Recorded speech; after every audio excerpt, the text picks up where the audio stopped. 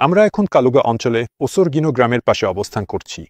আপনাদের সামনে রয়েছে পোক্রোবা প্রেসভেতায়া বগরুডিৎসির গির্জা, যার একটি খুবই আকর্ষণীয় বৈশিষ্ট্য আছে, যেটা আমরা এখন দেখব, আর সঠিকভাবে বললে শুনো। গির্জার মূল ভবনটি গোলাকার আকৃতির। এটা খুব একটা সাধারণ নয়।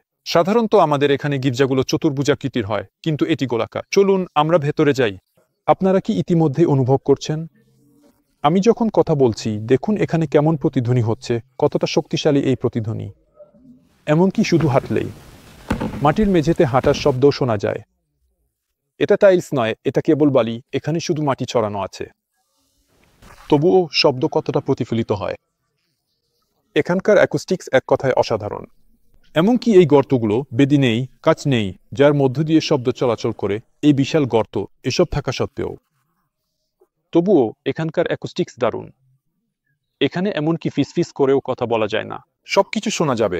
এটা ইচ্ছাকৃতভাবে এমনভাবে তৈরি করা হয়েছে, এবং এটা গির্জার একটি কার্যকারিতা, যাতে এখানে বিশেষভাবে অ্যাকুস্টিক রেজোনান্স থাকে।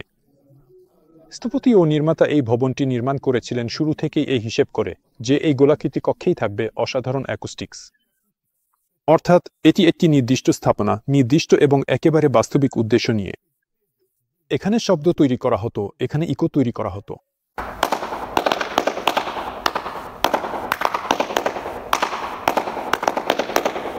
এটা অ্যাকুস্টিক রেজোনেটর।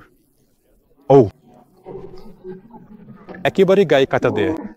দেখুন শব্দটা প্রতিফলিত হয়, আর সেটা আমাকে ভেতর থেকে কাঁপিয়ে দেয়, যেন মাথার পেছন দিকেও একটা অনুভূতি হয়। উফ, এমনকি শরীরের ভেতর দিয়েও কাটা দেয়, একেবারে ভেতর থেকে।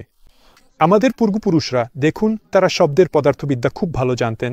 তারা এই অ্যাকুস্টিক তরঙ্গগুলোর পদার্থবিদ্যাও ভালো জানতেন, আর তারা এমন সব স্থাপনা তৈরি করতেন যেখানে এই তরঙ্গগুলো বহু গুণে বাড়ত। এখানে এমনকি শুধু একটা চাপড় দিলেই। এটা প্রমাণ করে যে তারা মোটেও ভীতিকর, বোকা, অজ্ঞ বা অন্ধকারাচ্ছন্ন ছিল না, যেমনটা অনেকে ভাবে, যেন তারা শুধু ভগবানকে ভয় পেত আর আইকন সহ গির্জা বানাত। হ্যাঁ, না, তারা এটা করতো আসলে একটা অ্যাকুস্টিক রেজোনেটর বানানোর জন্য, মানুষদের এখানে জড়ো করার জন্য, আর এখানে তাদের সঙ্গে কিছু একটা ঘটত।